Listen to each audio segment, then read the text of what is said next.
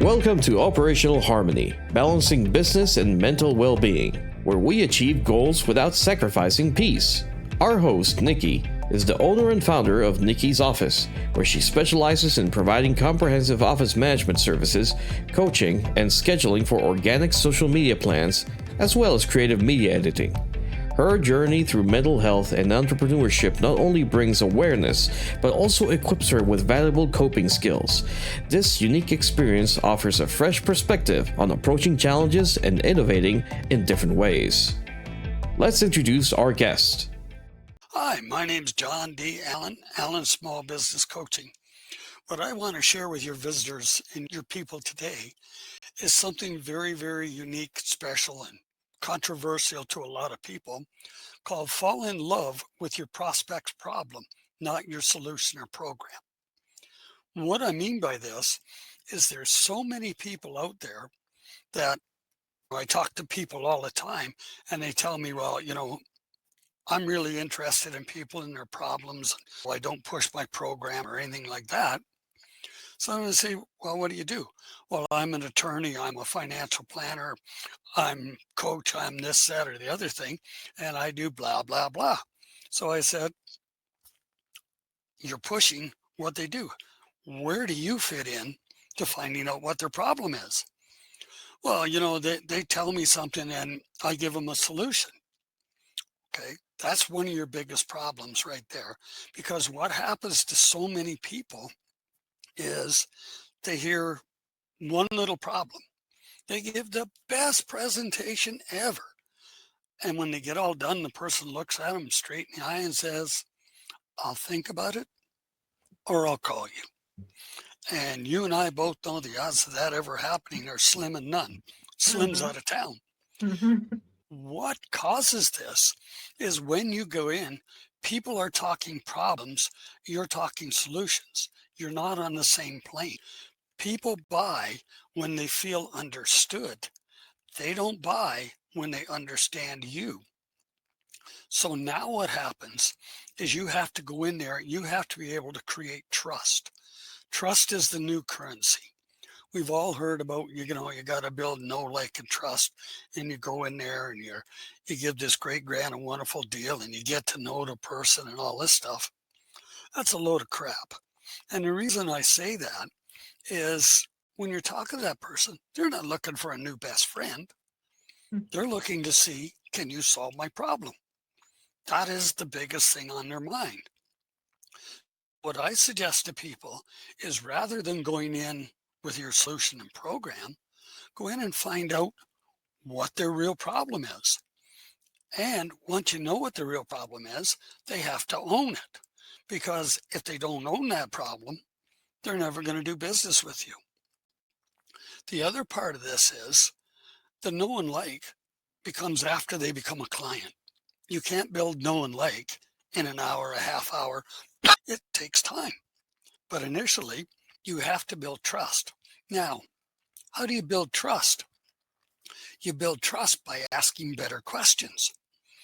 And I'll pick on financial planners here for a minute. One of the big things that they do, and they all tell me they're different.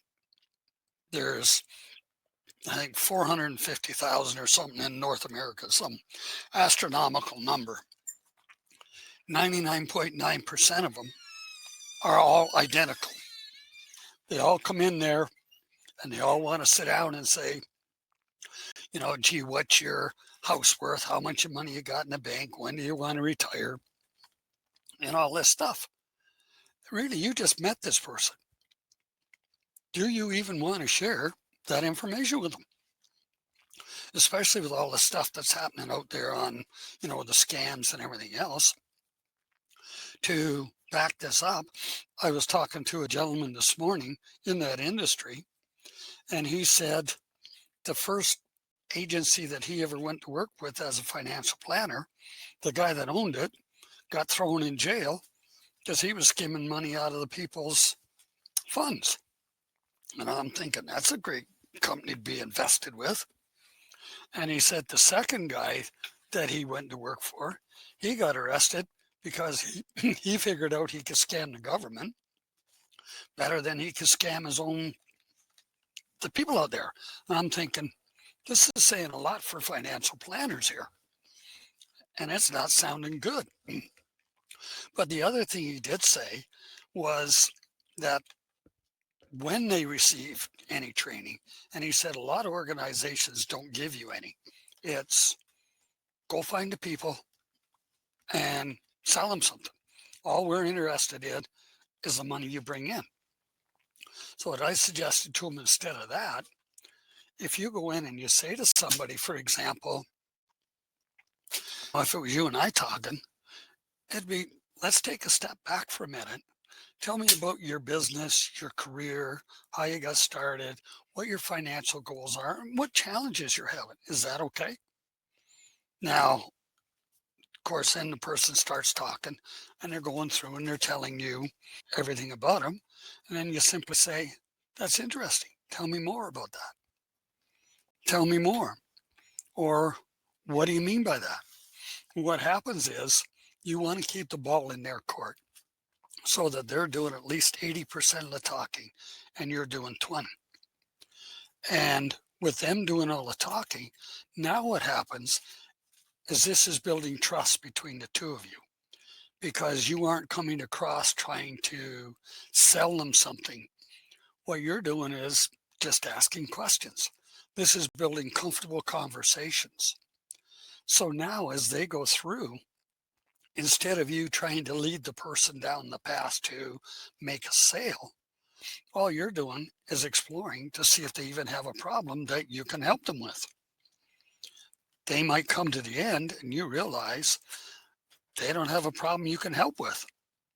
Or maybe they got a problem you can help with, but for whatever reason, they don't fit into your ideal client. Or maybe they do fit in.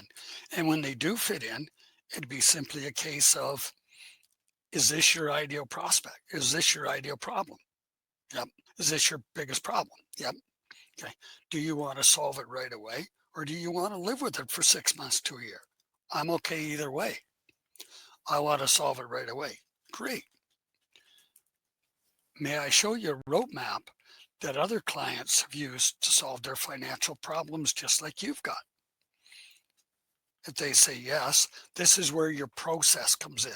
It's not your product or solution. It's the process. So you walk them through your roadmap and then you say, do you understand this? Yeah.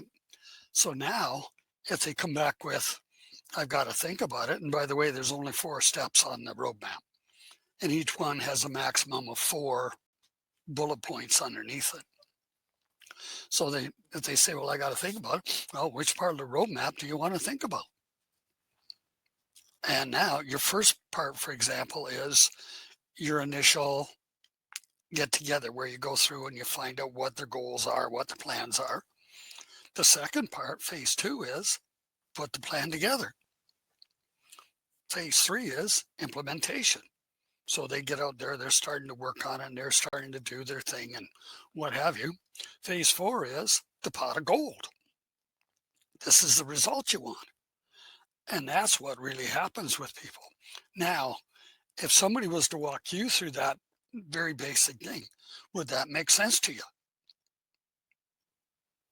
Yes, that would make sense if it's very basic. I get a lot of the times, like today, I did a training for demo, a software for one of my roofers. And the guy was like very quickly just clicking on everything. And one I can follow pretty quick, but he was going really fast, even for me. And I was just kind of like, okay, I like the software. Not sure how much I like you. You know what I mean? Well, I can do it very quickly, but there's just when you're showing somebody something and you're like a roadmap or new software that you're trying to get somebody to buy, maybe going at Mach 10 isn't the way to go. Even if you are working with somebody who is techie, like I totally get it. I get the way we want to go. Yeah, I know where to go. Go click, click, click, click. Wait, I didn't see what you just did. How does that make you feel? Feels like I'm just something he's trying to get through so he can go do the next. I'm not important to his day. There's nothing. important about what we're doing to him. It was just about the sale. Yeah, I want to make a sale, give me your money and run. And that's the unfortunate part with so many people. They tell me they don't push it, but yet they want to lead you down that path to make that sale. And the other thing is, as well as I do, a lot of people, they don't listen to what you say. They listen to respond, so that I got to get my 2 cents worth in before you say something else, because I might miss out on my little turn to talk. Mm-hmm. And this is what happens when you're taking people down through what I described. They get to do all the talking. Now they feel like, wow, you really listen to me. You understand me. You know what my problems are. This builds trust. And like I said before, if they don't trust you, they're not going to do business with you. You know, coming back to that roofer, would you ever do business with him? Yeah, he's not the roofer. My roofers are good. This was software for the roofer to be able to do what they do. And no, I don't really want to work with him. No, because, he's not, like you said, he's not interested in you. All he's interested in is, give me your credit card, give me your wallet, and next. Mm-hmm. And that's unfortunate what so many people do, whether it's financial planning, coaches, whatever business you're in, I don't care. There's so many people that all they want to do is, give me your money. Give me, give me, give me. And as when we were growing up as kids, give me, never gets. Mm-hmm. And these people can't figure out why people don't want to do business with them. It's the whole atmosphere they cause. They put it out that, like you said it, I'm not important. All he wants to do is get my money and run. Mm-hmm. And they wonder why they're not making sales, or if they do make sales, why they got a high return rate.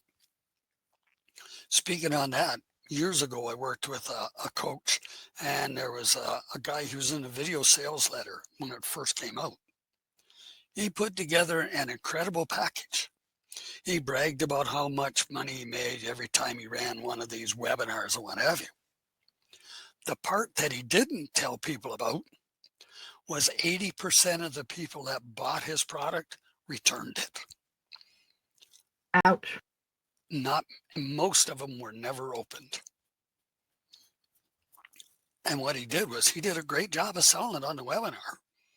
It was going to be the greatest, grandest, most wonderful thing since sliced bread. When they got the program, because it was basically a high pressure deal, they bought, and then boom. And when I went to work with them, the coaching group I was working with got his return rate down to 50%. He was really happy about that. I'm thinking, that still sucks. You got a 50% return rate still? You're not doing so good. You are, because now you get to keep 30% more of the money, but your return rate is still rotten. Mm-hmm. So when you fall in love with your prospect's problem, now what happens is, again, they feel like they've been listened to. They feel like they've been heard. And lo and behold, you care about them getting the right answer. You're not there just to make money. You're there for them. And when you adopt this idea and what have you, people say, wow, they think the world of me. It's like if you're ever at a party and you meet somebody and you do all the talking, and they're saying, wow, tell me more, whatever. You leave and say, wow, that John, he's a great conversationalist. Might not have said 10 words to you, but because you were interested in them, that makes you a great conversationalist. And the other part is, it takes people like to buy, they hate to be sold. So when you concentrate on their problems and what have you, you come across like, wow, I made the buying decision. You didn't twist my arm and say, you got to buy this thing and it's only X number of dollars and blah, blah, blah. It's, wow, well, here it is. And away we go. I tell people, you have to qualify to work with me. I don't qualify to work with you. And had a couple people say, well, what do you mean? I said, just because you got a pulse and a wallet doesn't mean you qualify to work with me. You have to, show me you're interested in there. And again, as well as I do, it's never going to be their fault that the program didn't work. It's yours. They might not have done it, might not have done anything right. But gee, that rotten program I got from you, it didn't work. All you did was steal my money and blah, blah, blah. They're never to blame. So the whole concept comes down to make sure these people are going to be serious, that they're going to do the work, they want the results, and they're going to be accountable to you. That's another thing that a lot of people don't hold their clients accountable. They paid me the money, so now that's it. When you hold people accountable, that helps them get the results. The other part it does, it makes you look A, a lot better, and B, it really cuts back on your refunds because people are getting the results they want. They may not be the exact results, but they come in and they're getting results close to or sometimes a lot better than what you promised. Now, again, you're the greatest thing since sliced bread. So that's another great part about doing it. The other thing that a lot of businesses need to take a look at is everybody says, I want more leads. I want more leads. Maybe their conversion rate isn't the best, but if I get more leads, I'm better off. Well, if you look at it, if you had 100 leads and you're converting 10, you got a 10% conversion rate, which has been average. Now, if you go out and get 200 leads and you get 20, you're still at the same 10%. The other part is, look at all the money you're leaving laying on the table. Because for most businesses, especially like coaching, financial planners, a lot of business, you're in a low volume, high margin. You don't need a gazillion clients to make a good living. What you need to do is pick up your conversion rate. And for example, I talked to a financial planner and I said to him, what is the average client worth to you in a year? He said, 20 grand. Okay. So I said, at the last 90 days, how many clients or how many ideal prospects did you have that you didn't close? He said, about 10. So, okay. So I said, my math's not very good, but 10 times 20,000 is 200 grand. You left laying on the table. Now, if you could recover even half of that, what would that do for you? Oh gosh, that'd be great. I said, and that's before you ever get a new client. You don't need more leads. You need to be able to talk to the ones you've got. So I said to him, basically right now, if all you did was pick up an extra client or two a month, what would that do for you? Well, he said, well, that's not much. I said, well, 24 clients in a year, that's just about $500,000. What would you do with an extra $500,000? Stopped and looked, he said, I never thought of it that way. I said, you don't need, like I said, a ton of new clients. What you need to do is convert more of the leads you got. And another thing with a lot of these people, these lead gen places, their whole thing is you need more leads. If you're not converting the ones you got, you need more leads. You need more leads. Well, the only one that makes any money out of that deal is the lead gen company. And you as the person buying them, money's going out the door. It's not coming in. So again, you need to get better at conversion. This is where when you fall in love with your prospect's problem, not your solution or program, this is where that greatly improves. Does this make sense to you? Yes. I think I inadvertently do that anyway, because everybody I work with has different problems in different areas and different needs. So I work with somebody in social media, but another person I do newsletters for, or another person I do their video editing. So I work with the people and I figure out, what they need help with, and then go from there. And I have seen where people are just like, oh no, I have this perfect thing that if you come listen to this and you watch this, you'll make 10 grand more a month. Okay, me sitting down and watching a video is not going to make me money. It's going to lose me money because now I'm not doing what I'm supposed to be doing. You know, there's that shiny object syndrome where we all want to keep moving on to the next person who says they have the magic button. Remember Staples commercials with that button? Yeah, the big easy button. Yeah. And there is no big easy button to social media, to fixing whatever your problems are. There's no big easy button.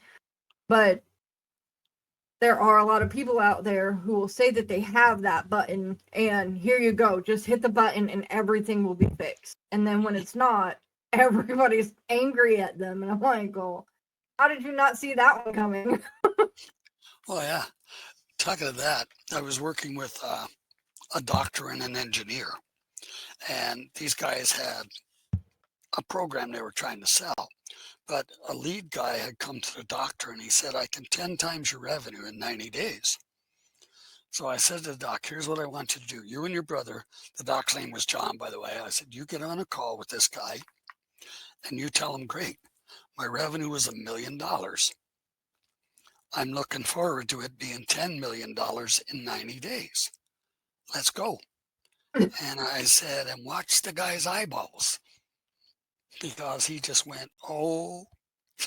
You know, now I open my mouth. Now, how are you going to generate an additional $9 million in 90 days?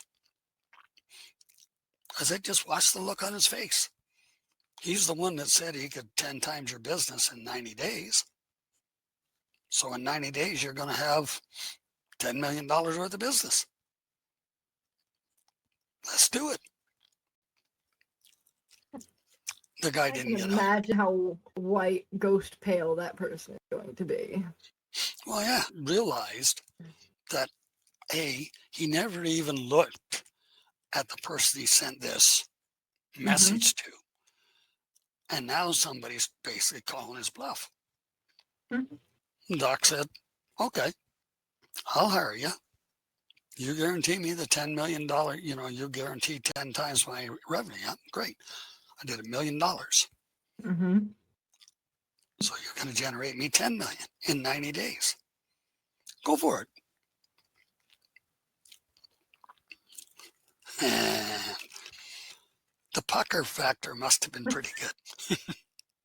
For real. It's little things like that people make these remarks, but they never investigate who they're sending this material to. And the other one with these people, and I'm sure you get them all the time about lead gen and all the rest of it, right? They don't even ask you whether lead gen is your problem. I can just get you 30 qualified people on your calendar and everything else. Do I need 30 people on my calendar? What's my problem? Well, you need these. Do I? Why don't you try asking the person first? And then they all sound the same. One of the things I used to do years ago was when they had the yellow pages out, if you work with plumbers, for example, take all the plumbers ads out, cut the names and the phone numbers off, because everybody's at that point was black and white, so they couldn't go by their colors. Put them on the table and have a bunch of plumbers there and mix them all up and say, which ad's yours? They all look the same. But I thought you were different. Show me where you're different. And they can't do it. Another one, one of my mentors, he's actually the one that showed me about this, fall in love. He said he was doing a live presentation. There was about 150, 200 top financial planners there. And he said, with a show of hands, show me how, if you're different, raise your hand. And he said, about 75 people raised their hand. And he said, all of a sudden, these people are looking around like, I'm different. And here's 75 more people with their hand up, right? And he said, and those of you that didn't raise your hand, I'll bet you think you're different, but you were scared to put your hand up. So he said, there's 150, 200 of you here in this room. You're all the same. You all say the same thing. You all say everybody's different. The other thing that happens with this is courtesy of the internet today. You know, you can go to Fiverr or whatever. You could get virtually a website built for next to nothing and shows that you're different. You're saying exactly the same thing as everybody else. How are people supposed to know whether you're different or not? And you could legitimately be different. They don't know that until after they work with you. So the whole concept is you have to create this trust before they'll even consider giving you the business. And that is one of the biggest things that a lot of companies don't do. Again, they're sit down and you talk about the kids, the grandkids, where you went on vacation and everything else. What happens there is the client leading the conversation. You're not. So you have to lead it to get, obviously, to find out whether they even are. You know, I tell people to work with a doctor-patient relationship. Have you been to a doctor recently? Yes. You know, when you go in there, they say, hi, how you doing? Basically, where do you hurt, right? Mm-hmm. That's the limit of their small talk. Mm-hmm. And you say, well, gee, my shoulder hurts. The doc says, well, let me see. Pushes on your shoulder. Oh. Okay, let's take an x-ray. They take the x-ray, they put it up there in the screen and say, you see this big black spot?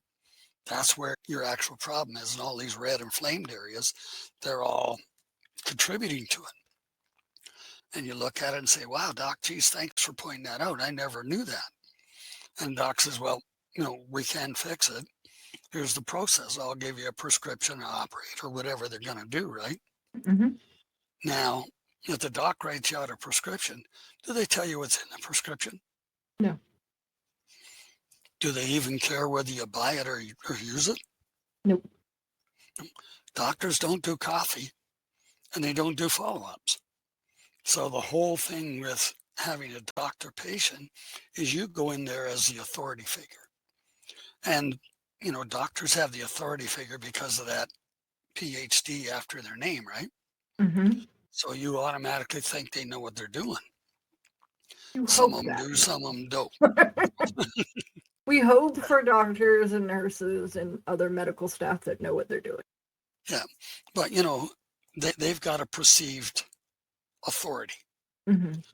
So when you go in basically with the way I've been describing, with just the small talk of, hi, it's really great to see you. I'm glad you're in here today. Let's take a step back. Tell me about your problems, blah, blah, and you go through it, right? Now what happens is this person says, wow, they're interested in me. They don't care whether, where I went for my vacation or all the rest of it, talking a small talk that all the other ones do. They want to find out what my problem is. That's where you become different. You really stand out. And this makes, again, all the difference in the world when you're dealing with that person. They look at it and say, wow, she really cares about me. And it's not the dollars, it's caring about me. It's things like that I know this is contrarian to what a lot of people have been taught. Myself too, I was in sales for years. And when I learned this, my skull was a little thicker than others. It took me longer to catch on. But, I was always under the deal of the ABCs, the old always be closing. That part worked before the scamdemic. Before that, people really wanted and really valued when you gave them a bunch of stuff and what have you. During the scamdemic, when everybody had lots of time, that's when they got online and started looking. And now with AI and all the other stuff that's out there, they know more about the business than you or I do when we get there. Mm-hmm. Now, they may not know how to take out what's good or bad, but they have more information than we have. So now it's up to us to find out what their real problem is and find out if they really want to solve it. So here's a question. When you're talking to people, the problem they think they have at the beginning, does that change as you get to know them and you find out if you're asking those questions sometimes? Oh, yeah, Or because what happens there is a lot of times as you ask them questions, well, what do you mean by that? Or tell me more about that. Then they end up going deeper and they say, wow, I never even realized that. That's where it comes like the doctor patient, Mm, because, they might say, well, gee, my shoulder sore. Well, if I touch it here, that's the sore spot. But maybe the cause of it is farther over. It might be on your back or something. mhm, So instead of just the symptoms, you get right to the problem. And again, that's where you come down to it and say, is this your real problem? Yes. Do you want to solve it once and for all, or do you want to live with it for a while? And again, if they want to live with it, put them on your email list, because they're not going to do anything anyways. And if you go out there and tell them, oh, geez, you got to buy this because it's the greatest, grandest thing since sliced bread. No, they're not going to buy it. All they're going to think is you're a pain in the ass salesperson mhm, and you're just trying to sell me something. Another thing that a lot of people don't realize, a lot of sales are lost at hello. They're not lost at the other end. They're lost at hello. What mhm. I mean by that is, well, I called you up and said, hi, my name's John. I'm with Allen Small Business Coaching, and I do blah, blah, blah, blah, blah. What's your first thought? Is you're a cold business person, right? A cold calling. Another friggin' salesman. Get him off Uh-huh. the phone, right? Click. Yeah. And I am the first line of defense for my roofers because I have a phone for them. And so I get people all the time who call and are like, are you the owner? Mm. Nope. Click. Like, no, I don't have time for that. And the other people who are like, oh yeah, I spoke with Dave yesterday, in Maryland. Oh, now you don't even know where he is. No, you're batting for zero on that one. Well, yeah. um, What I suggest to people is call up and say, if it was you and I, hi, could you help me for a minute, please? What's your response going to be to that? 99% of the people. Sure, sure, what how do you can I need? help? Hmm. You and I have never met. My name's John. I'm seeing if you're open to looking at XYZ problem from a different perspective. Would that be of interest to you? If it is, that's great. If it isn't, that's fine, right? The call's Hmm. over. But what you said was, A, are you looking at a problem that industry has or that business from a Hmm. different perspective? Well, yeah, maybe I am, right? Like the roofers, if there's something they could do to improve their business, yeah, I'll talk to you for a couple of minutes. And then Hmm. you get into it. But again, is when you do that again, then you're right back to those problems. You're not getting into, hi, I'm the greatest, grandest thing since sliced bread and all the rest of it, because, hey, that puts you right back in the sales category. The other thing, though, now you might say, would you have a couple of minutes to discuss it, and keep it short and sweet. Hmm. You're not there to have a half hour talk. It's, yes, would you be open to scheduling another appointment where we could discuss it more? Okay, bang, you do it. Or if they say, well, well, who's this? Hi, my name's John with Allen Small Business Coaching. Are you interested in a different perspective on XYZ problems? Go right back to what the problem is. Hmm. And then that way, again, you're not the salesperson coming across saying, what's it going to take during your business, or what are you unhappy with your thing? They don't know you from a hill of peas. Why are they going to tell you this? And even if they are unhappy, they're not going to tell you No. because, wow, you're trying to sell me something.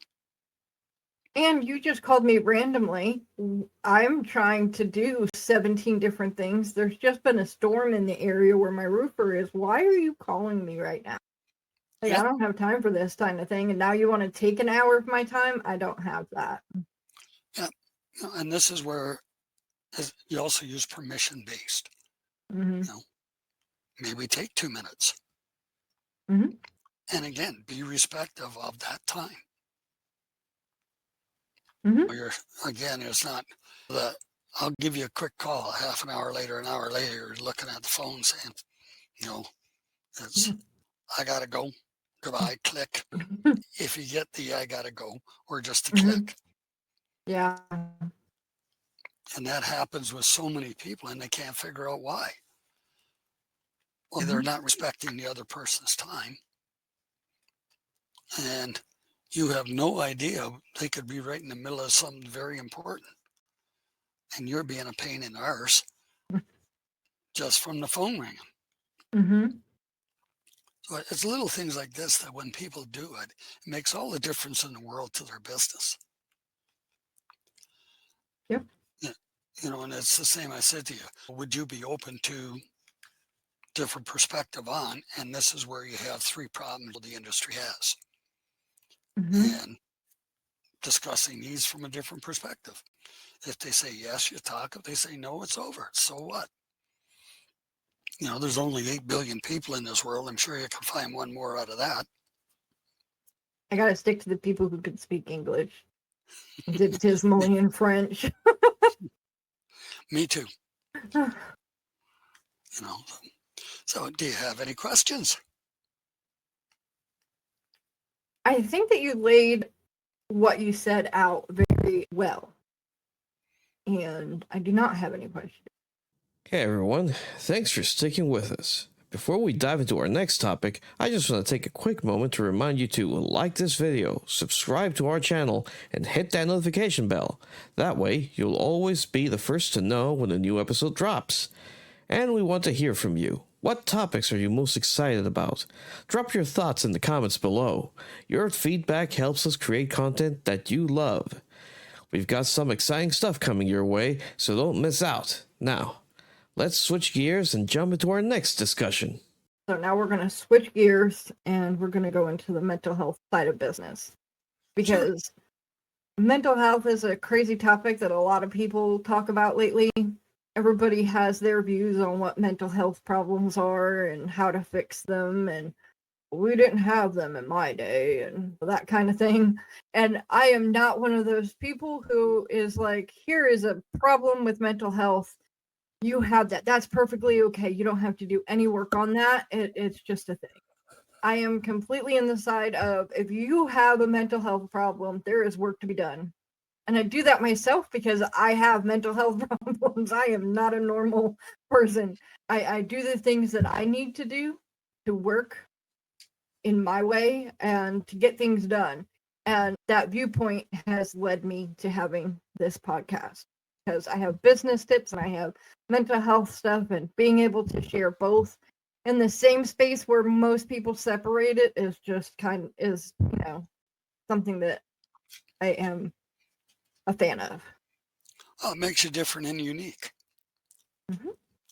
I am a very unique butterfly. Okay, so today we're going to be talking about comparison.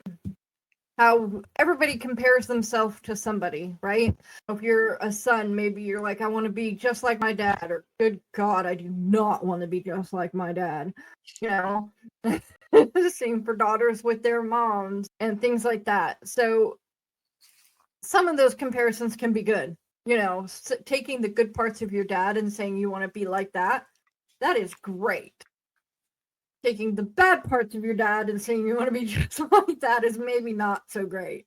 We do want to grow and learn and not do the bad things. If, we want to try to not do the bad things. But there was a topic that was raised in a group discussion I was in a couple months ago. And I made the comment that, we all compare ourselves to others and we need to knock it off because it is not doing us any good. We see on social media the best parts of people's lives, the pretty princess side of life, right? You're seeing the celebration and all the great fun they had. You don't see how long it took them to clean their house after that celebration was done. Especially with those people who put glitter on everything. So their house is full of that glitter. Ain't going there. Do not like glitter. But we compare ourselves to them in their best moments when we're at our worst. And we go, oh, I'll never be that good. I'll never have that big of a celebration. I don't even know that many people, and poor, pitiful me that I can't do that, right? And we need to take a step back and realize that they have those days, they have those minutes, hours, just like you do. They're looking at somebody else's post on Facebook, maybe even one of yours where you're having a great time at a party, and they're like, I will never have that. I have 10 kids. I will never be able to go out and have a drink on a Saturday night. Not while I'm still young. That kind of thing. Everybody's comparing themselves to the best snapshot of everybody else, and all that does is make you feel like you can't. And that's not a good feeling. So we compare, oh, I love her hair. Her hair is so thick and mine is so thin. Or her hair is so long and I can't grow mine past my ears. She's so skinny and I'm huge. There are so many different ways we do it. And then when we come to business, we still do it. Oh, that roofing company over there, they're doing $10 billion a month. And I can't get 3 roofs a year.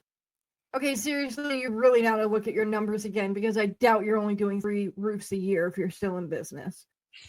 That other company probably is not doing $10 billion a month either. So, let's get realistic with how we're looking at things.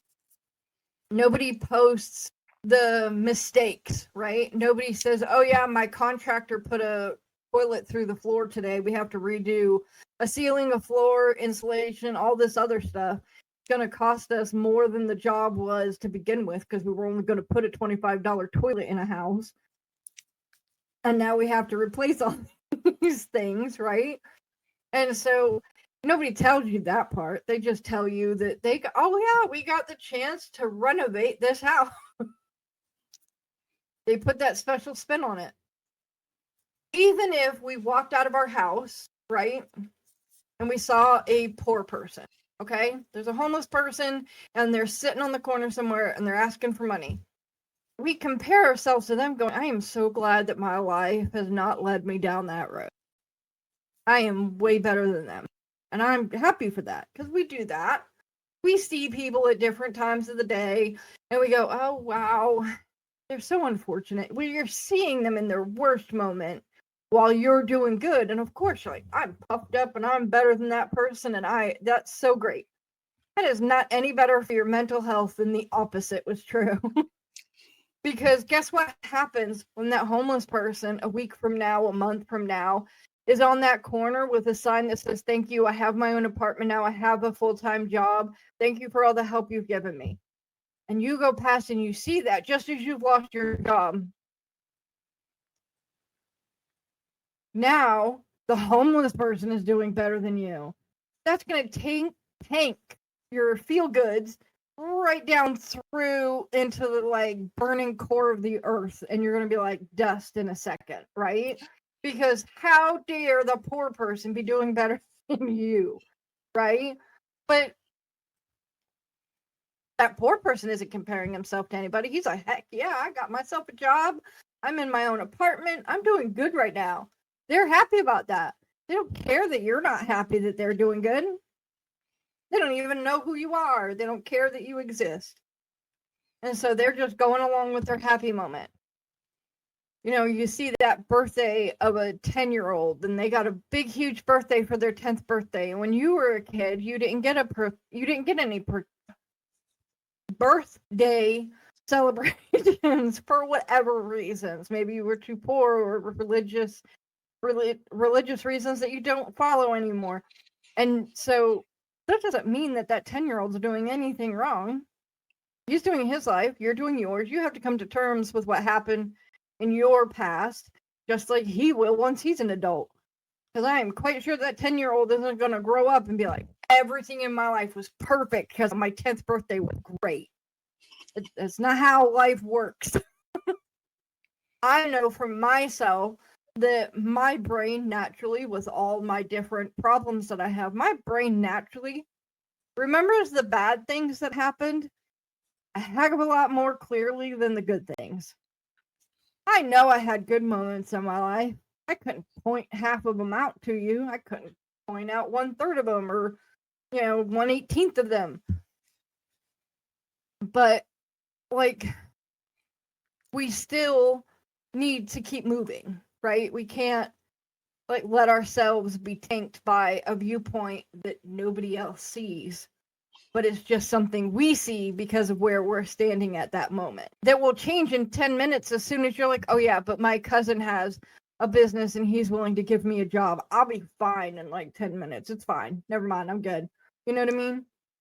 Where like you just have to take that second and reroute your brain. And believe me, some days it's hard. I have my days where I'm like, holy crap, I can't do anything right. I'm never going to get anything done. And then I have like 20 people call me and they make it worse because now they want me to do 20 things on top of the 80 I already told myself I had to get done today. So now I've got like 100 things to do. And there is so many hours in a day. And, we always want the fun times after work. Even though working for yourself, you have less of those off hours than you expect. But if we take the time and go, yeah, today's been busy. Some of this can be scheduled for tomorrow because I don't have anything tomorrow. And some of it I can get done in like a 10-minute spree, then you're looking better than you just thought you were 10 minutes ago. So you just got to take that minute, take that breath, and then, okay, stop comparing myself to Susie down the road who can do 20,000 things at the same time. Because I'm me and I'm going to do it my way.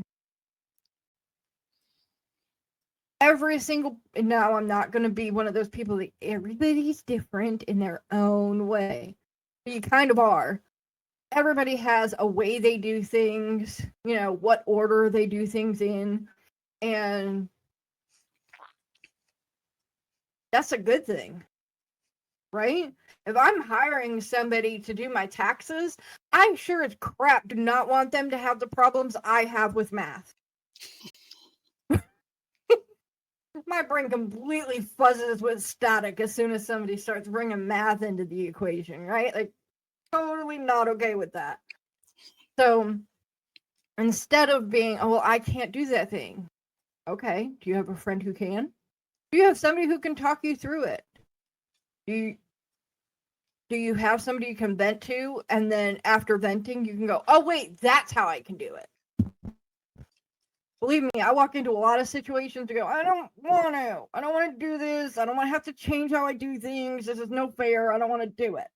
Then I go and I vent and I come back and get back to work because I will do it. I just have to complain about it first. One of the things a good friend of mine shared quite a while ago with me, he said, when you're talking with other people, your opinion of me is none of my business. Mm-hmm. And what somebody else thinks about you, that's their problem, not yours. And if you're going to run around worrying about what other people are going to think about you, all you're doing is taking up valuable headspace. Because as we're both well aware, they don't give a damn about us. Their most important person is themselves. And they're not thinking about you. Yep. The other thing is when you were comparing people, I had 2 cousins. They were both from a different aunt and uncle. My one cousin was an albino. She ended up becoming the vice president of the Canadian National Institute for the Blind. But her whole thing was, growing up, she was just treated as one of the regular kids. Us other kids, we all knew she had a challenge watched out for her, but she was just treated as any other kid. Another cousin of mine, he was challenged, and his mom and dad, they virtually, even as an adult, tried to keep him in the basement because they didn't want anybody to know they had a retard. And that was what his dad called him, a retard for a kid. And this young man suffered throughout his life. Both of them have passed, but he wasn't given a break at all. It was, well, you're stupid, you're this, you're that. Had nothing to do with that. Yes, he had some challenges, but so what? Nobody's perfect. I said to somebody, the only guy I know came through here perfect 2,000 years ago, and he got nailed to a cross. I don't know about you. I don't know any nails going through my hands and feet, hanging around on a cross. That's not my idea going out in style. So, accept people for what they are. Another one I dealt with, I was dealing with a doctor, and I said to her, a lot of doctors have a God complex. I said, you're very intelligent in what you specialize in. A lot of you, when you get out of that specialized area, you're dumber than a bag of hammers. You don't know what the heck you're doing. And she said, well, what do you mean? I said, how do you put a roof on a steel building? I don't know anything about it. I said, so I can put a roof on a steel building. Does that make me dumber than you? Does that make me better than you? Just because I specialize in one area and you specialize in another, we're both the same. And she said, well, I've got a PhD. I said, you know what PhD means, don't you? She said, no. I said, piled high and deep. And that wasn't the answer she was looking for. And I said, the unfortunate part with a lot of doctors is you have a God complex. In some areas, it's a good idea, when you're going in to operate on somebody. But when you're talking to the irregular people or you're talking to the family, lose the God complex. Be a real person. That's the other part of comparison, is because nobody's better than anybody else. Nobody is above anybody else. You might have started off with more money in your pocket because your parents had more money, but that doesn't make you better than anybody who's poor. It just means you had more money. You're at a different place in your life than they are in theirs. You're doing things at a faster rate because you started at a different spot. They're starting the race 5 miles back when you get to start it. It's a 1 mile race and you're starting at a half mile in. There are different ways of living. There are different ways of thinking. There are different ways of doing. And the more somebody says, I am more important because I am a doctor, I'm a neurosurgeon, I'm a NASA astronaut, I can go to the space station. I think that's crazy. Then people got stuck. Are they even back on Earth yet? I don't remember. But bad things happen to smart people just as much as they happen to stupid people, or as much as they happen to, there's that thing that says hurt people hurt people. It is people who are trying to live their life sometimes offend somebody else. You gotta get over it. Are you familiar with Dan Kennedy? I think so. I've heard that name before. He's one of the highest paid copywriters in the world. He charges $100,000 to write you a sales letter, and he wants 10% royalty for as long as you use it. Anyways, one of Kennedy's deals is, if I haven't pissed somebody off by noon, I'm not doing my job right. And his whole thing when he's writing these letters is he's just appealing to your ideal prospects. His deal is the letter appeal to your ideal prospects and they repel the ones that aren't. And when you look at people in general, we want to attract the people like us, and we want to repel the ones that are against us. And it's the same in any situation in life. You're not there to please everybody. And when you try to please everybody, when you're a people pleaser, you got a real big problem. Because now, A, it's not going to happen. And that's going to get your nose out of joint because, oh no, Mary doesn't like me. And what am I going to do? Well, tough shit for Mary, pardon my English. But, you So know, there I'm in a bunch of Facebook groups, but I think I'm active in like 3 of them. But because I'm an admin in 2 of them, so kind of have to be active in those, right? So somebody posted a question about nobody likes you all the time, and I went, you can only please half the people half of the time, but if you say the right thing, you can piss everybody off. yep, yep. And really, do you want to please everybody all the time? I know I don't, Mm-mm. because like I say, people have to qualify to work with me. I don't qualify to work with them. And they get the funniest look on your face when you tell them that. Well, just because you got a pulse and a wallet doesn't mean you qualify. If your values and mine don't line up, we're not working together. Yeah. For example, I had an architect that we were working together, and he wouldn't do any homework. He wouldn't do anything. So I said to him one day, I said, you need me more than I need you. And if I don't see your homework by next week, we're done. The next week comes, I don't have any homework. So we're doing a Zoom call, and for whatever reason, the volume wasn't working. So we're on the phone and the camera on a computer. I said to him, I didn't see any of your homework this week. Well, blah, blah, blah. And he sees me go click, hang up the phone. And then I disconnected on the computer screen. Calls up and he says, we got disconnected. I said, no, we didn't. I told you last week, I don't see anything, we're done. And I hung up on him again. He was actually a referral from another client. This other client was a graphic artist, and she was doing some work for him as well. And I told her what I was going to do before. We actually became good friends, still are. Mm-hmm. I told her what was going to happen. He calls her up and says, do you know what John just did? She said, yeah. Click. She hangs up on him. He calls her back and says, we got disconnected. No, we didn't. You don't give me the material you're supposed to give me. You're fired. And hung up on him again. In a 15-minute period, he got fired by 2 of the people that he was supposedly working with. Now he's gone back to work with her, and she said, I don't get the material. The only thing you're going to hear is click. And he's really good at getting her stuff now because, gee, just because you're an architect didn't mean you were anybody special. I fired a guy I was working with who decided that yelling at me was something he could do. Don't particularly appreciate being yelled at when the fault wasn't even mine either of the 2 times he was yelling at me. He just wasn't listening to me.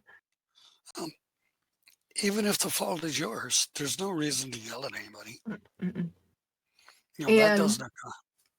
My roofer, I have known him since 2010. There's always those growing pains when you're working with somebody and you're friends with them.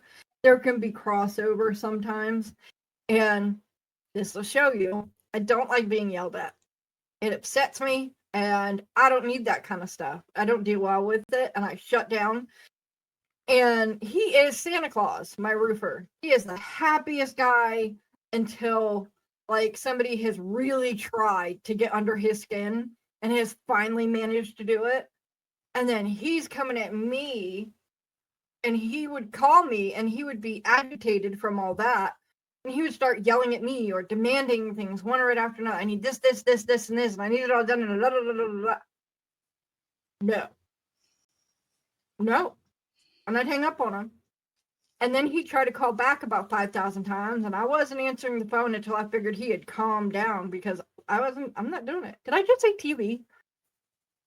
Anyway, I wasn't answering the phone until he had calmed down because there was no reason for me to. I'm not going to get myself upset. And I respected him enough that I know my mouth. I was raised by a sailor who turned into a trucker. Like, we do not mince words, okay? You tick me off enough, we're going to see a whole different color of the rainbow. And he's not somebody who cusses at all. So like, I know me, I have to hang up because I'm not cussing him out. I'm not getting Santa Claus to come after me like that. Like, no. Right now, it's not my fault, except I hung up on him. But we got through that, and I still work with him, and we have a great working relationship. But even now, he'll sometimes get agitated and take that step to come at me, and he knows that sometimes he'll call me later in the day, and he'll go, "I almost called you while I was upset, but now I'm not. So let's talk." Or he'll call me upset and I'll hang up and he won't try to call back for an hour. And then he'll call me back. He goes, "Yep, I got it. It was good. I understand what I did. And now let's get past it because we need to do some work." And we'll do the thing. I have no problems working with anybody. I will work, however, with the people I need to work with to get things done. But I will not stand for people yelling at me. I have had one too many people yell at me in my life, and I'm just not in the mood to deal with it anymore. I tell people the words are going to get short.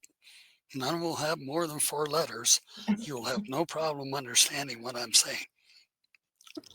And it's kind of like, I just point out, remember, I was raised by a sailor who turned into a trucker. Do you really want to go there? Okay, maybe not.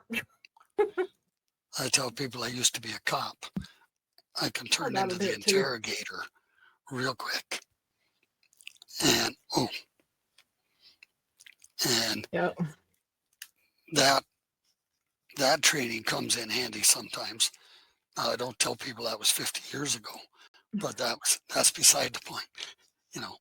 Well, But I'm quite certain they knew it wasn't last month that you were a cop at this age, but you know. No, but you know, the retirement age for the cops here is 60.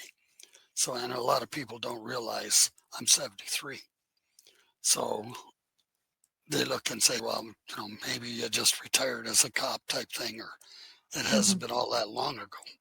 But yeah, but you know, nobody has to take that crap. You know, 50 years ago, yeah, you had to put up with it. That was accepted and everything else. Now, no.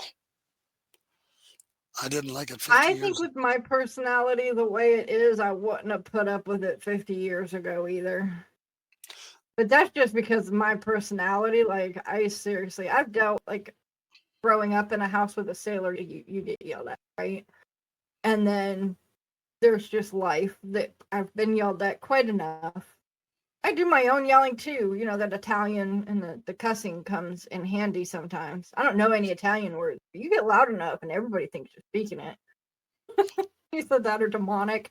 But it gets to a point where you have to know yourself and how you're going to react to the people you're working with if certain things happen. And now my roofer knows that he could be Santa Claus with me all day long and I won't have a problem with it. The second he turns to agitated dude, I don't want nothing to do with it.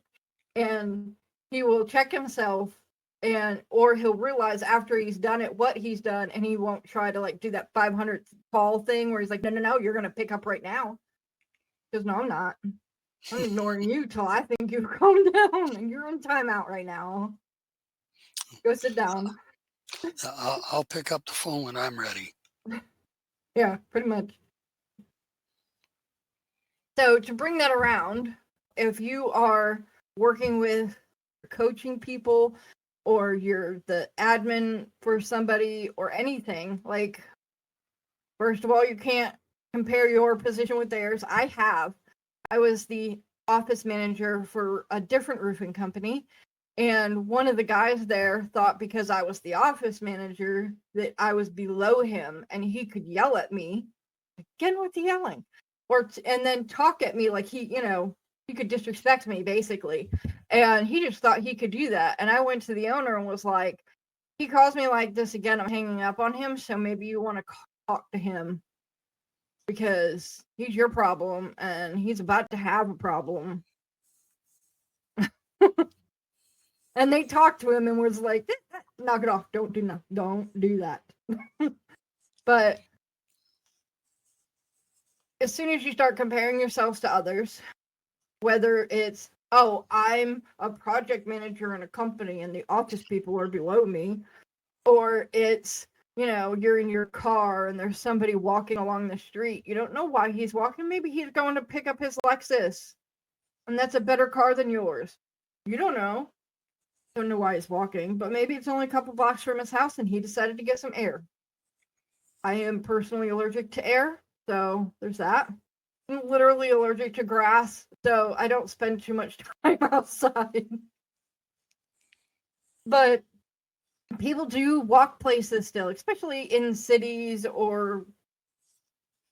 Okay, so I live in Arkansas, and I don't think that there are any cities in Arkansas because I think Little Rock is the biggest one, and it's not even half the size of like DC. And I've lived in Maryland, I've lived in Boston, I've lived in New York, where cities are cities. So I keep getting told there's cities here, but I haven't seen any of them yet. No matter where you are, or like if you're in a city, people walk places because there's like 100 billion gajillion people. If they were all in cars, you'd be even more ticked off at traffic time. Traffic's bad enough wherever you go. You don't need to make it work by wanting people to stop walking. But the more we compare ourselves to others, the worse we make it for ourselves. Because there is a thing, and I'm going to talk about it in a different episode, called toxic positivity. And that's where you like completely reject anything bad in your life. Oop, are you still there? Yep. Yeah, my internet froze. You moved again. There's like toxic positivity where you delusionally disregard every bad thing and only concentrate on the good. Like, how is that doing yourself any favors? Or you could be more like me. Okay, don't be like me, but where my brain goes directly to that, to the bad.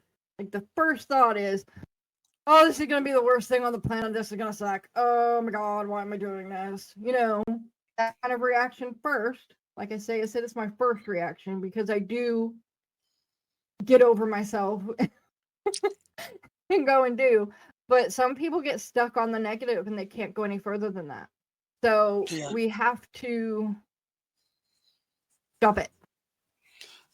When you were talking about getting stuck on the negative, what's the first word a baby learns? No. And by the time they're 5 years old, they've heard a gazillion times. Mm-hmm. So when you look at it, that's why so many people's brains go to the negative, because you're brought up with don't touch this, don't do that, don't do this. And we as parents are saying it to protect the child, but all the child hears is, that's bad, that's bad, that's bad, that's bad. They don't hear the good part. Mm-hmm. They're learning how to walk. They fall over. You don't say, oh, geez, that's great. Oh, did you hurt yourself or whatever? No.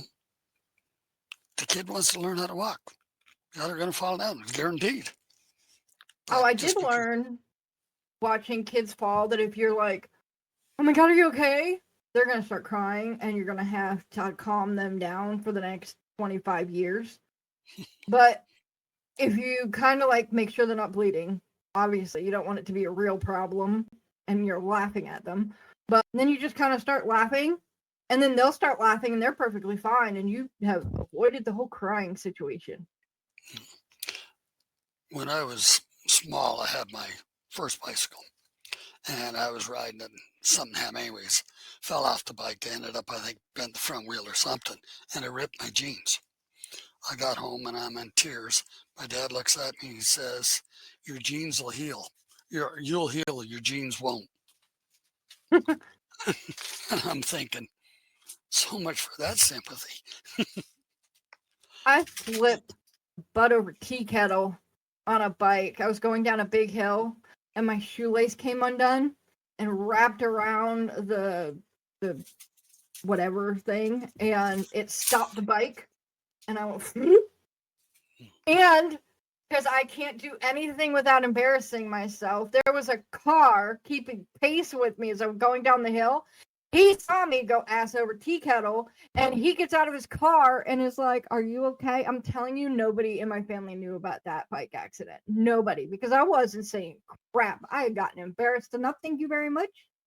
This deal, I guess, and then I was told I had to buy my own wheel because the rim got bent. So it was insult, and all the rest of it. So it was a case of, I learned real quick, don't go home crying because you got a scratch if you rip the jeans because the jeans won't heal. I will. It was, yeah, you're right though. We all compare ourselves. Like I said, we compare ourselves to the good when we're looking at everything that went wrong in our life. Mm-hmm. The other one I get the kick out of, I mentor a young man. He's actually from Columbus, Ohio. He lives in Germany.